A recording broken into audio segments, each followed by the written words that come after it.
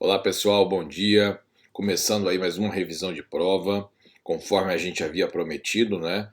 Eu prometi isso para vocês, a prova foi aplicada, porém, quem assistir essa aula até no final do dia de hoje vai poder reenviar a prova para mim, que cometeu algum erro, e aí, então, quem mostrar esse comprometimento de assistir a prova hoje, assistir essa aula hoje, revisar a sua prova e mandar para mim de volta, vai ganhar a sua nota aí corrigida e não a nota de domingo, tá bom? Isso é uma oportunidade que eu estou abrindo aí de maneira extraordinária para vocês, para compensar quem cometeu algum erro e está engajado aí em melhorar, tá bom, pessoal? Então vamos lá, questão número 1, aqui de auditor de controle externo, né?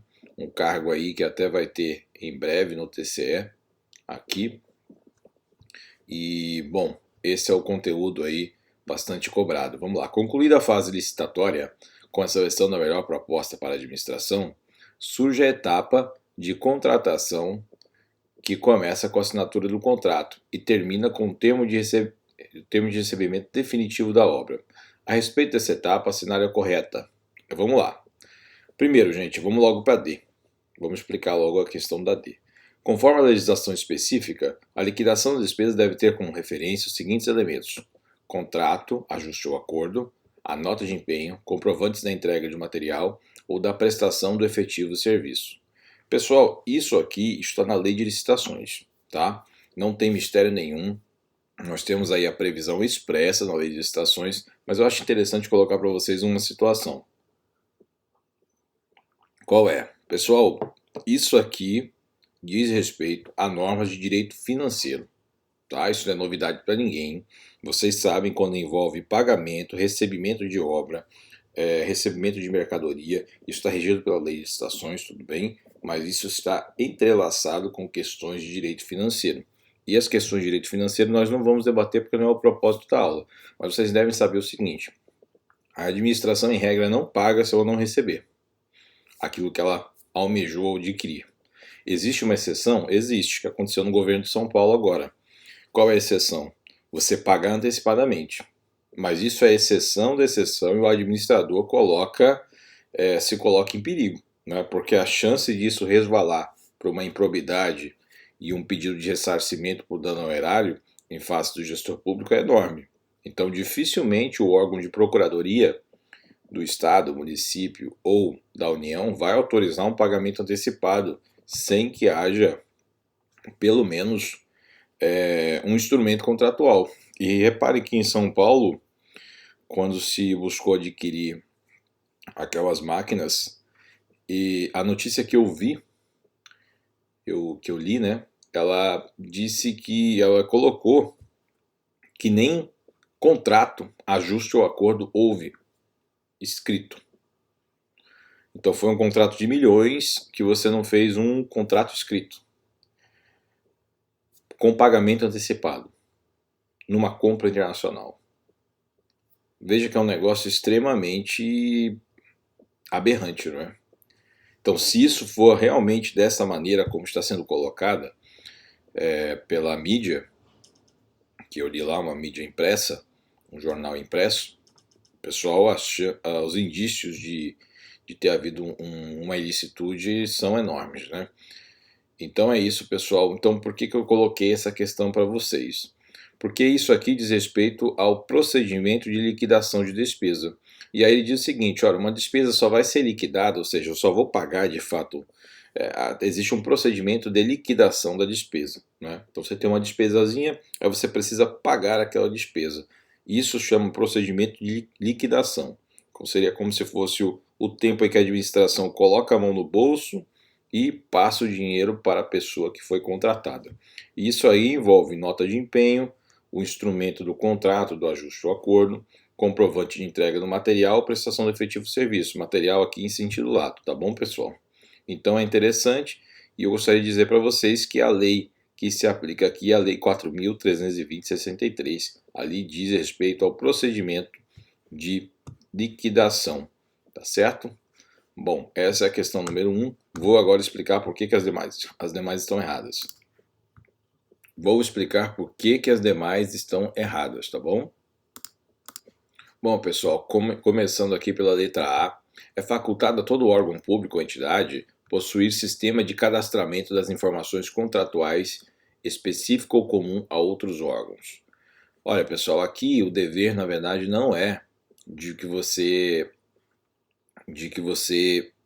faça uso, né? Você possui o sistema, não é facultado à administração. Na verdade, é dever da administração possuir um sistema de cadastramento, né? Porque é uma maneira de você sistematizar, né, e organizar a informação. Agora, é facultado você partilhar esse cadastro, tá bom? Isso aqui é que é a faculdade. É algo bem específico aqui da legislação, porém nada de que vocês não possam deduzir. Então, vocês terem um sistema de cadastramento das informações, pô, isso aqui é óbvio que se você tem uma máquina administrativa enorme, você tem que ter um sistema de cadastramento dessas informações, né? Então, não é facultado a você, é dever que você tenha esse sistema. Agora, porém, é facultado que você utilize um sistema compartilhado, ou seja, não necessariamente você precisa compartilhar o sistema via com a União, com os outros estados, com o seu próprio estado. Isso aí seria feito por meio de um convênio entre entes federativos. Tá certo? Letra A então está errada por causa desse facultado. Possuir sistema. Segundo, gente, letra B. A prorrogação de prazos durante a execução de obras públicas é prevista na legislação específica, caso a diminuição do ritmo de trabalho seja de interesse da contratada. O erro aqui, pessoal, seja de interesse da contratada, porque é o seguinte, se você só freia uma obra pública ou para a execução de uma obra pública, ou por uma ordem judicial, claro, ou se não, por um próprio interesse da administração, não da contratada. A contratada, caso incorra nesse tipo de comportamento, o que vai acontecer é que ela vai sofrer uma multa contratual, tá bom? Então não há previsão na legislação de que a interesse da contratada ela pode paralisar a obra ou frear a execução da obra. Não há essa previsão na legislação e também é muito difícil ser possível prever esse tipo de situação no instrumento do contrato administrativo, tá bom? Letra C, gente. O regime de empreitada por preço unitário é compatível com a realização de medições mensais para o pagamento de serviços executados, visto que o propósito da medição ultrapassa a simples aferição de quantidades. Pessoal, isso aqui diz respeito a vocês entenderem na prática o regime de empreitada por preço unitário. Ora, o que significa isso? Eu pago uma determinada quantia na entrega de algo que seja mensurável de modo unitário. Então, esse é um tipo de licitação, nós sabemos já disso, não precisa, não é nenhuma um tipo de licitação conectado com regime de execução, não é? Não é nenhum mistério esse tipo de situação. E é interessante, gente, que o tipo regime de empreitada por preço unitário significa que eu vou fiscalizar o serviço executado após a entrega de cada unidade. Então, o erro dessa alternativa está quando fala que o propósito da medição ultrapassa a simples aferição de quantidades. Eu sei que a redação está um pouco dúbia e o objetivo é te confundir mesmo, até porque esse cargo paga muito bem, né? Mas aí é interessante nós colocarmos isso que eu escrevi aqui, que o preço ele é aferido por quantidade, por isso que é empreitada por preço unitário. Então vocês lembram, coloquem na cabeça de vocês o seguinte, empreitada por preço unitário. O controle de preço se dá na entrega de uma unidade. Então é o preço por unidade, é o centro da análise que nós fazemos na empreitada por preço unitário, tá bom? Esse é o objetivo de você adotar esse regime de execução barra controle da execução de um contrato administrativo. Letra D nós já falamos, a letra E é interessante que ela está toda bonitinha. O erro dela foi a questão dos grandes falhas de projeto. Então essa é uma questão difícil, tá, gente? Eu acho que é uma questão mais difícil aqui da prova é essa, porque não envolve só a leitura da lei, envolve uma interpretação, porque nem sempre o erro aqui ele está tão evidente. A letra E é um exemplo muito claro disso, que o único erro enxergável seria o grandes falhas do projeto. Por que que eu digo isso, gente? Do grandes falhas do projeto, tá? É porque, veja, vocês devem lembrar que quando você vai fazer uma obra, é necessária a elaboração de um projeto inicial e depois de um projeto executivo daquela obra que é objeto do contrato. E aí acontece que esses projetos, eles são elaborados e são de responsabilidade, claro, de quem os elaborou. Porém, há uma aprovação da própria administração acerca desses projetos, né? Existe sempre um engenheiro da administração que controla a, o grau de viabilidade desses projetos, tá bom? Então, caso haja necessidade de readaptação desses projetos ao longo, no decorrer da obra, isso pode provavelmente causar efeitos no contrato que, por vezes, vão ser imputáveis à administração exclusivamente, por vezes podem ser que sejam imputáveis ao particular e algumas vezes a responsabilidade é compartilhada. Isso naturalmente vai causar um efeito na cláusula econômico-financeira dos contratos, ou seja, no grau da necessidade de pagamento que a administração deve realizar ao particular. Fechado então, gente. Gostaria só de colocar aqui a 57 inciso 2, tá bom? Vamos lá, dá uma lidinha. 5752, inciso 2. A duração dos contratos regidos por esta lei ficará adstrita à vigência dos respectivos créditos orçamentários, exceto quanto aos relativos. Inciso 2. A prestação de serviços a serem executados de forma contínua, que poderão ter sua duração prorrogada por iguais e sucessivos períodos, com vista à obtenção de preços, condições mais vantajosas para a administração, limitada a 60 meses. Tá bom, pessoal? Essa aqui é uma disposição de direito financeiro bastante interessante. Você vê que a Lei 8.666 se relaciona com a lei também de direito financeiro, a lei principal, que é 4.320, 64, época da ditadura, tá bom? E essa é a questão aí que nós gostaríamos de colocar, tá certo? Vamos agora passar para a próxima questão. E aí, pessoal, interessante a gente lembrar que o 57, inciso 3 que eu estava falando é esse aqui, tá? 57, parágrafo 1º, inciso 3. A interrupção da execução do contrato, a diminuição do ritmo de trabalho por ordem do interesse da administração, tá bom? Então, só é possível você paralisar a obra, a execução, por ordem da administração, desde que haja interesse manifesto, inclusive há um lapso sob pena de incidência, do artigo 78, lá, incisos, que autoriza a rescisão unilateral do contrato administrativo pelo contratado. Bom, pessoal, agora partindo para a questão número 2, vamos lá. Considerando o disposto na Lei de Licitações sobre o contrato administrativo, marque a correta. Bom, letra D é a correta, vamos lá entender o porquê. É dispensável o termo de contrato e facultada a sua substituição, a critério da administração, independentemente de seu valor, nos casos de compra com a entrega imediata e integral dos bens adquiridos, dos quais não resultem obrigações futuras, inclusive assistência técnica. Bom, pessoal, por que que essa questão está correta? Bom, esse artigo é o 62, perdão, e acho que é parágrafo 3º, vamos ver aqui, 62. Bom,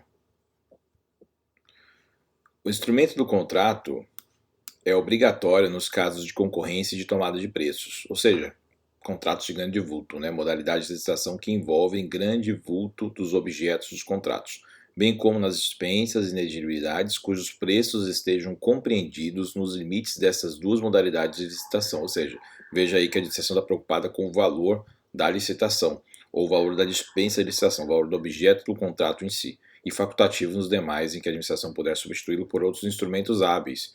Gente, olha, os instrumentos são elencados aqui, é interessante vocês saberem esses instrumentos de cor e salteado, porque é cobrado isso, carta contrato, nota de empenho de despesa, autorização de compra ou ordem de execução de serviço. Então, ou você pode fazer um contrato em si, ou você deve fazer um instrumento congênere, que são esses aqui estabelecidos. Se vocês colocarem na internet, vai aparecer um modelinho, tá? Nos imagens, carta contrato, etc, vai aparecer um modelinho. Vocês conseguem ter uma familiaridade maior, quem ainda não teve uma experiência de administração pública com estágio, etc. Bom, lá nós temos no parágrafo Quarto, isso.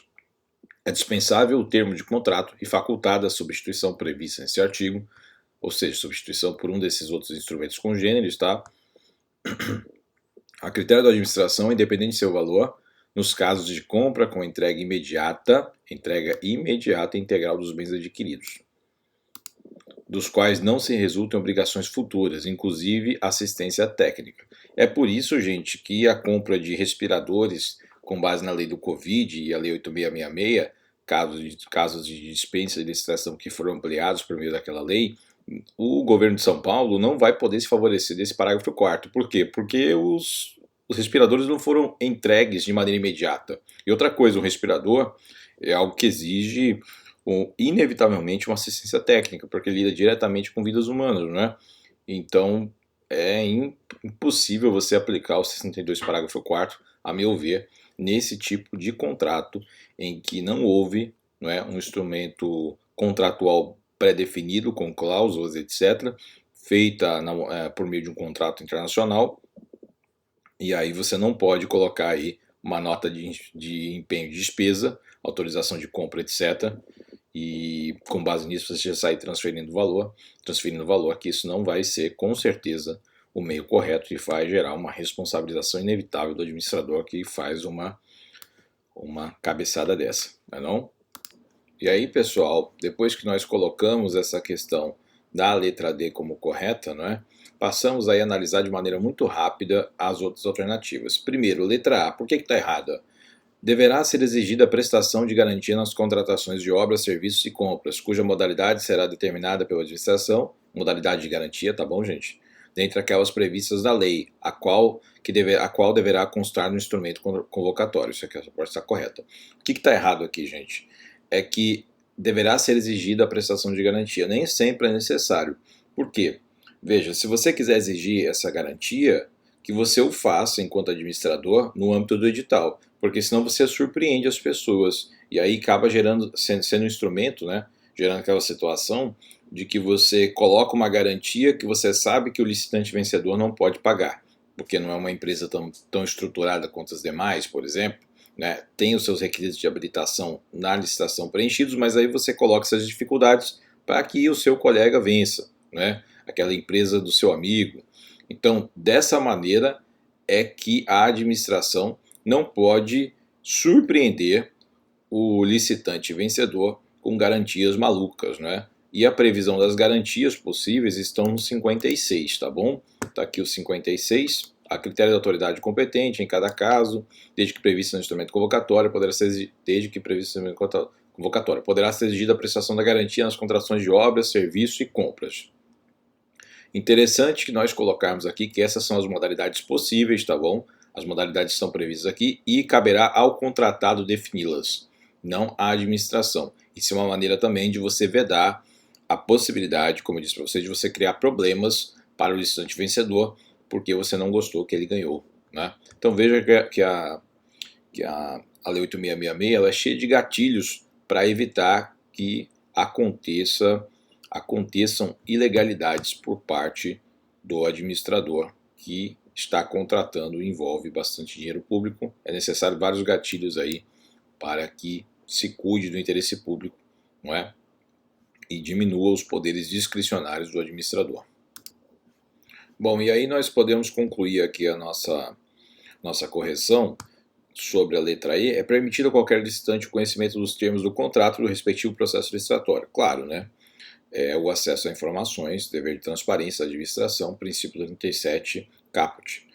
A obtenção de cópia autenticada, sendo vedada qualquer cobrança. Isso aqui, claro que está errado, né, gente? Porque em qualquer tipo de ação que você tenha que manejar, obter cópia de certidão, de documentos presentes da administração, bom, nesse caso você tem que pagar uma taxazinha, não é? Não é vedado, essa taxa não vai ser absurda nunca, mas, pô, pelo amor de Deus, se você não vai causar um custo para a administração, se você quer um serviço divisível e específico, vai aplicar ali a norma do direito tributário das taxas e a incidência aí de uma alíquota baixa, mas você tem que pagar ali uma taxazinha pela utilização daquele serviço público, no caso, obtenção de cópias, tá bom?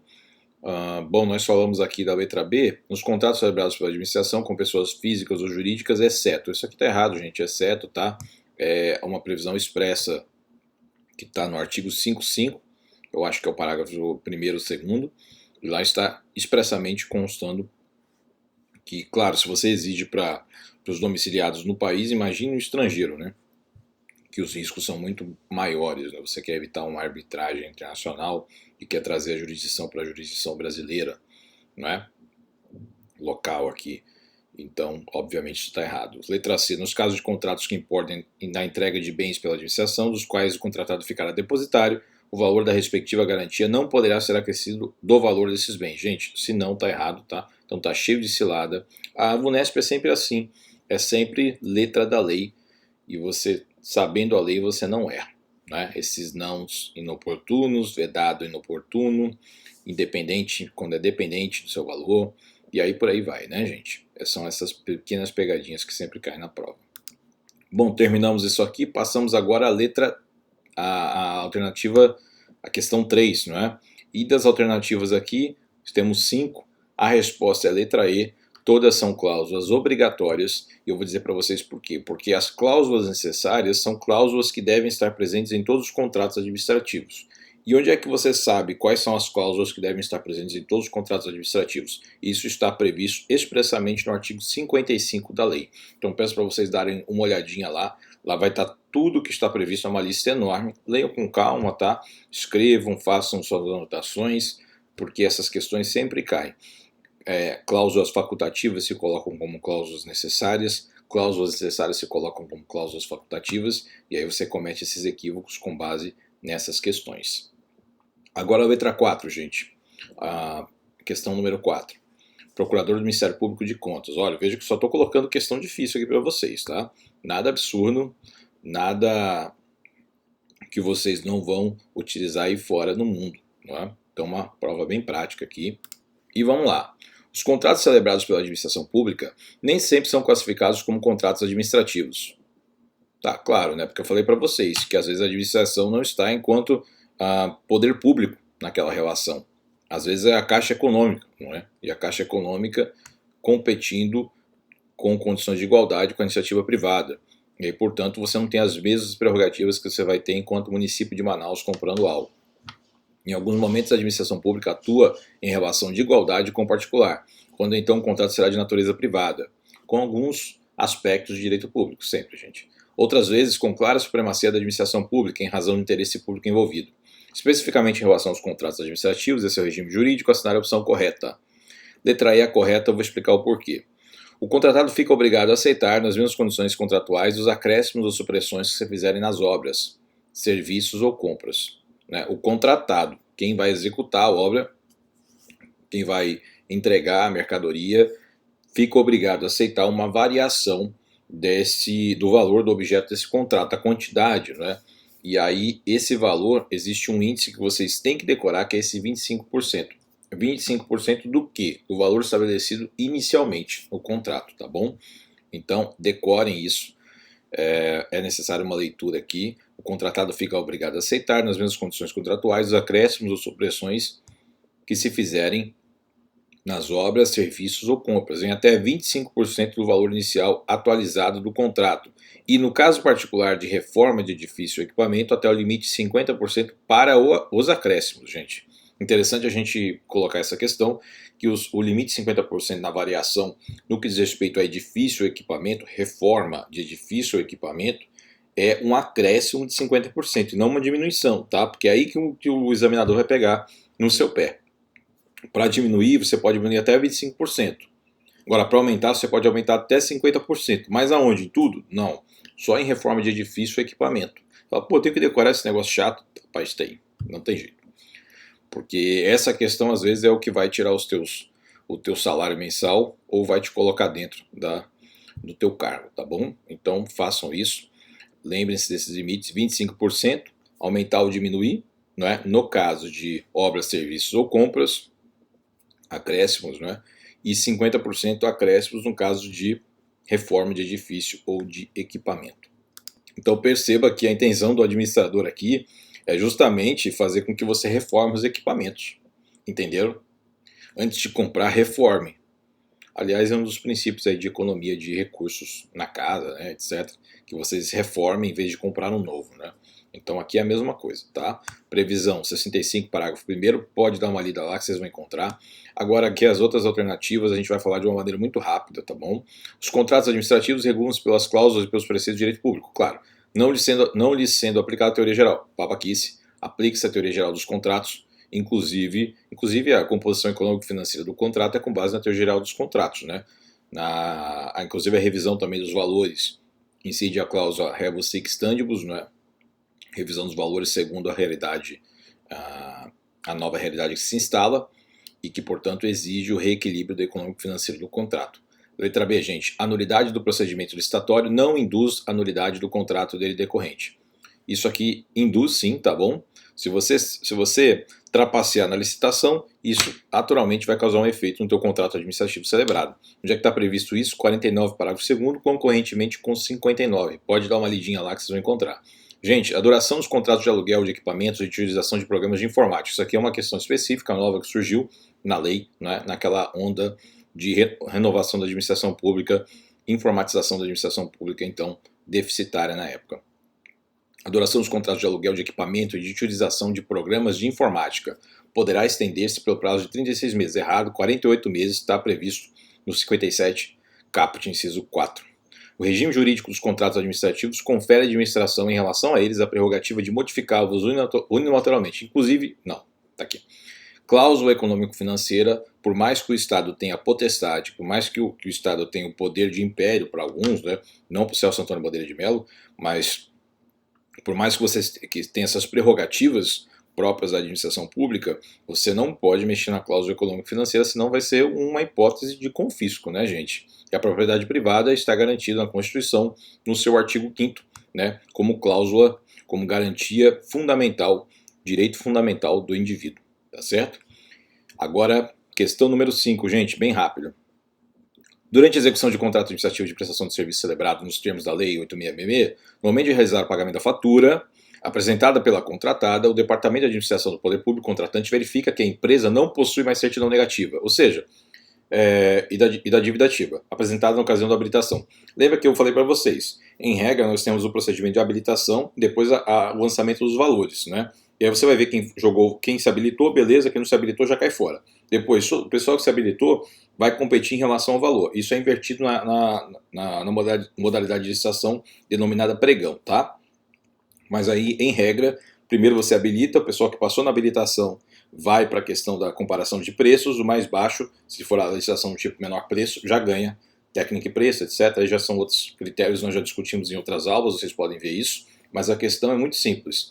Você, na habilitação, você passou. Aí na questão uma licitação do tipo menor preço, por exemplo, você ganha a licitação apresentando o menor preço, mas aí durante a execução do contrato você perde a habilitação. Bom, nesse caso, você perdendo a habilitação, vai incidir aí o artigo 27, inciso 4, 55, inciso 13 e 78, inciso 1, tá bom? Interessante vocês lerem todos esses artigos. Você vê que não é a primeira vez que nós já lemos esses artigos, né? E aí, no caso, a resposta é rescindir o contrato administrativo assegurado contraditório pela defesa. Eu sei que parece algo muito, eu até sublinhei essa questão, porque eu achei as questões mais controversas são essas, né? Perceba que caiu agora, prova de auditor de controle interno, vai ter um cargo desse no TCE também, algo similar a isso. E aí percebam, gente, que nesse caso a medida administrativa tomada pela administração é severa, que é a rescisão do contrato. E não manter, olha, não, tudo bem, eu vou manter o contrato, mas vou segurar aqui o dinheiro. Não, você rescinde o contrato segurando o contraditório pela defesa. Então é uma punição muito grave, caso você incorra, né, você se torne inabilitado, apesar de já ter ultrapassado a fase de habilitação com sucesso. Então lá na frente você perde a sua certidão de quitação de tributos, aí você então dançou e o seu contrato vai ser rescindido. Claro que os valores aí devidos pela administração devem ser pagos até então, tá bom? Questão número 6, gente, agora, com relação aos contratos administrativos assinaram a alternativa correta. O instrumento de contrato, lavrado na própria repartição, registrado e arquivado, é obrigatório, entre outros, no caso de tomada de preços. Gente, tomada de preço é uma das... Tá errado isso aqui, viu? Tomada de preço. é uma das modalidades de licitação que envolve maior valor, né? Concorrência, tomada de preços. Então, nesse caso, gente, convite depois, nesse caso, perceba que é necessário meios de proteção do patrimônio público. Então você tem que saber depois, o Ministério Público e o controle interno da administração vai ter que dar uma olhadinha, o TCE, o TCU, que contrato é esse que vocês celebraram? E aí se você não tem um instrumento no contrato, você não foi um contrato oral? Pô, então é nota de empenho? Então é bagunçado? Não. O objetivo é o quê? Você aprimorar a possibilidade de controle posterior, inclusive concomitante à celebração do contrato em si, das cláusulas incidentes, para ver se não houve um favorecimento em detrimento do interesse público e do patrimônio público. Onde é que está previsto isso? Falando que o instrumento de contrato obrigatório, 62 caput, tá bom? Olha aqui, eu achei interessante a letra B, tá? O contrato administrativo adquire eficácia com assinatura, sua assinatura. Não, gente, ó, com a assinatura deu tudo certo, mas a eficácia, num regime democrático, em que a transparência atinge o seu grau máximo, o dever de transparência, é necessária a publicação desse ato, desse contrato, perdão, no portal Transparência. Né? Portal Transparência, a imprensa também. Agora, o portal Transparência é indispensável. E aí você publicando aquilo, a partir dessa publicação, é que o contrato passa a ter vigência, tá bom? Sem a publicação, não tem vigência, o contrato não tem eficácia, tá certo? Não tem eficácia, não opera efeitos no mundo real, tá bom? O instrumento do contrato, lavrado na própria repartição, registrado e arquivado, é facultativo. Errado. Contrato administrativo adquire eficácia com sua homologação. Bobagem. Tá bom? O instrumento do contrato, mesmo nas compras de entrega imediata, não poderá ser substituído por qualquer outro. Gente, a gente sabe que pode. Está previsto lá naquele artigo que nós já falamos antes, tá bom? Está previsto expressamente os instrumentos congêneres. Eu falei para vocês, são os 4 instrumentos, nota de empenho, parará, piriri. Vocês já sabem dessa situação, não preciso revisar, retomar. Quem leu o artigo já entendeu tudo. Vamos lá para a 7ª. Bom, isso aqui é bem interessante porque diz respeito ao recebimento provisório da obra, recebimento definitivo. A empresa construtora de uma creche comunitária, veja que isso é um caso bem prático, comunicou formalmente ao órgão público contratante a conclusão da obra que foi executada além do prazo previsto. Tá bom. Beleza, isso aqui é historinha fiada. Normalmente isso aqui é só para tomar teu tempo, tá? A CESP vive fazendo isso. O termo de recebimento provisório foi emitido pelo contratado no 16º dia do mês da obra, no 17º mês, ou seja, no mês seguinte, o órgão público comprovou em vistoria técnica a adequação do objeto aos termos contratuais. Ou seja, o cara entregou recebimento provisório, a administração pública atestou que recebeu, está tudo nos conformes, e aí passou adiante. Considerando essa situação hipotética, julgue o item subsecutivo a respeito do recebimento provisório da obra. Ou seja, ele quer saber qual é o tratamento legal do recebimento provisório da obra na Lei 8.666, do prazo de vigência do contrato e da responsabilidade civil pela solidez e segurança da construção. Gente, olha só, muito simples. O recebimento definitivo da obra não exclui a responsabilidade civil pela solidez e segurança da construção dentro dos limites estabelecidos pela lei. Gente, isso aqui é óbvio, vou dizer para você, se cair a ponte do Rio Negro agora, ali, claro que é necessário se apurar se houve os deveres de manutenção por parte da empresa contratada em gerir aquela ponte após a entrega da obra. Existe um outro contrato que incide porque você não vai deixar a obra parada lá, tem que ter uma medição, a administração pública tem que se precaver de danos, né, em busca aí do resguardo do seu patrimônio e também do resguardo das vidas das pessoas. Agora, você contrata essas empresas aí que atestam a solidez da obra, digo, ao longo do tempo, elas vão se manifestar e provavelmente, caso tenham feito laudos errados, vão pagar um preço aí pelo incidente. Agora, percebam que você fez a obra, é de se esperar, num tempo médio, que você seja responsável pelas consequências de uma obra mal feita, apesar de a administração ter recebido definitivamente o bem. Porque existem, às vezes, vícios intrínsecos que a administração não consegue necessariamente constatar com facilidade. Né? Então, esses vícios intrínsecos na obra, esses viadutos que caem, pontes que caem, isso tudo, em regra, vai resvalar na responsabilidade de quem construiu essas obras, tá bom? Em regra. Agora, há exceções. O correto aqui é que é a letra da lei, como sempre na prova. VUNESP sempre cai isso, né? CESP, grande parte, dependendo do caso, aqui é analista e cai, em outros tipos de concurso não cai letra da lei apenas, né? Cai também interpretação doutrinária e jurisprudencial. Aí no caso aqui, como não falou nada disso, segunda doutrina, segunda jurisprudência, nesse caso aplica a letra da lei, 71, parágrafo 2º, ganhou quem leu. Vamos lá. 8 agora. Alteração unilateral do contrato administrativo pela administração pública poderá, letra A é a correta, ser qualitativa se houver necessidade de modificar o projeto ou as especificações, ou quantitativa se for necessária a modificação do valor em razão de acréscimo ou diminuição do seu objeto. Gente, isso aqui está bem simples, não preciso nem conversar com vocês a respeito, né? Letra da lei, 65, parágrafo 1º, está lá. Agora a letra B, por que está errada? Não é? Então a modificação do contrato pode ser qualitativa e pode ser quantitativa. Todo mundo sabe disso, não tem por que a gente se alongar nessa questão. A questão foi simples, tá bom? Apesar de ser de juiz. Ocorrer normalmente a alteração unilateral do contrato, desde que sejam atendidos os limites legais, mas não poderá servir para garantir o reequilíbrio econômico. Não, isso aqui é bobagem. O reequilíbrio econômico financeiro do contrato independe do interesse da administração ou não, tá? Isso é uma cláusula de garantia de defesa do patrimônio das pessoas, do direito de propriedade, senão a expropriação. Ocorrer comumente, porque é aceita pela doutrina de justiça pátria, embora não esteja previsto especialmente bobagem, quem leu a lei sabe, 58 inciso 1, ser unicamente quantitativa, não sendo possível que o poder... É esse não que está errado. Diminua o montante contratual a valor inferior ao que foi acordado na licitação. Gente, a gente sabe, 25% é possível diminuir, né? Se for a crescer, no caso de reforma de edifício ou equipamento, 50% é possível aumentar. Tá bom?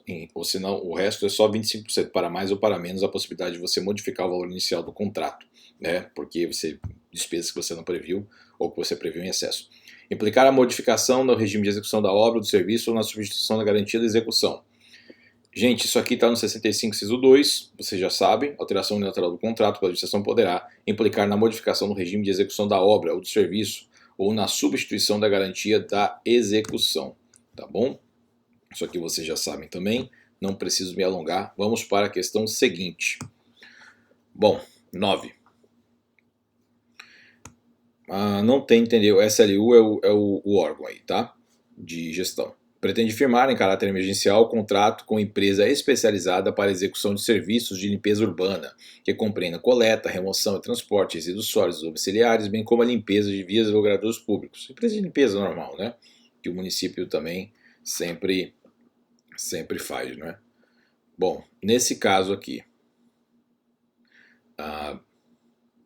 em razão da natureza do objeto contratado, não é possível precisar a indicação dos quantitativos orçamentários. Claro, né?